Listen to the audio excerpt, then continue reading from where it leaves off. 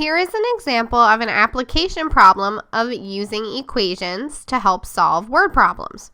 So William operates a riverboat and frequently offers tours of the river. Typically, a tour lasts for 4.5 hours. The riverboat usually takes 2.5 hours to make the 40-mile trip upstream from the dock and 2 hours to make the 40-mile return trip downstream. William is considering to offer a shorter tour that will last 3.5 hours and travel only 30 miles upstream before returning. Will the shorter tour be possible if the riverboat travels at the same speed as it does in the 4.5-hour tour? And we're going to show our steps and justify our answer when we are answering this question. Now, this is a lot of given information, but we really just need to break down and look at what the question is asking and use what we know within the problem to help us answer it. So the problem is asking, and the problem is still up here. The problem is asking about the speed of the boat when it goes upstream and downstream. So we need to determine the speed of the boat in each direction. So first we're going to look at upstream. So we're told that it takes 2.5 hours to make the 40-mile trip upstream. So if we use our speed equals distance over time formula, we can put in our 40 miles over 2.5 hours to show the speed was 16 miles per hour, 40 divided by 2.5.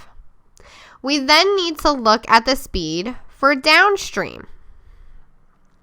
Again, we're told that now it takes 2 hours to make the 40-mile return downstream. So if we look at speed equals distance over time now, we have a distance of 40 and a time of 2, so we'll have 20 miles per hour. So there's our two different speeds, one for upstream and one for downstream. Now, we're going to determine if the new 30-mile tour is possible if the speeds remain the same. So we're using the same speeds that we just found. So for upstream, now our distance is a new 30-mile tour. So if we look at our speed equals distance over time, we have a speed of 16 miles per hour from upstream. That's what we calculated before.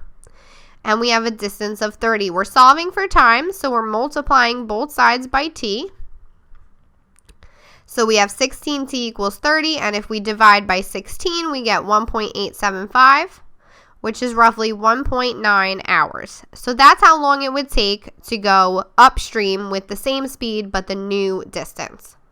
Now for downstream, we're still going to have the distance of 30, but now we're at a different speed of 20 miles per hour from before, from the previous part of the question. And so we'll multiply again to solve for t, both sides by t, and then divide by 20 to get 1.5 hours. So there's how long it would take with the same speed as before, but with the new distance. Now we have to determine if the total time required of the shorter tour is going to be less than the 3.5 hours that the original tour did. So if we take our upstream time of 1.9 and add it to our downstream time of 1.5, it's going to be 3.4 hours, which is, yes, less than 3.5 hours. So the shorter tour is possible with these conditions.